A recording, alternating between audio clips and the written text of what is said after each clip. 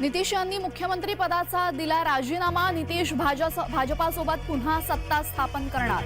मोदी विरोधकांच्या आघाडीला मोठा धक्का।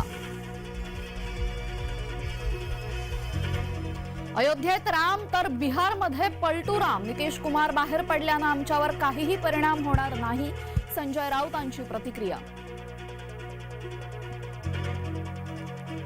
ओबीसी समाजही मतदान करतो हे विसरू नका, भुजबळांचा सरकारला इशारा। ओबीसींच्या राजकीय आरक्षणाचा प्रश्न गुंतागुंतीचा होणार नाही म्हटलं तरी हा ओबीसींना धक्का, पंकजा मुंडे यांचं सूचक वक्तव्य। सरकारकडून हट्ट पुरवण्याचं काम चाललेलं आहे। ओबीसींना धक्का मारून बाहेर काढण्याचं काम। मराठा अधिसूचना मसुद्यावर भुजबळांची प्रतिक्रिया।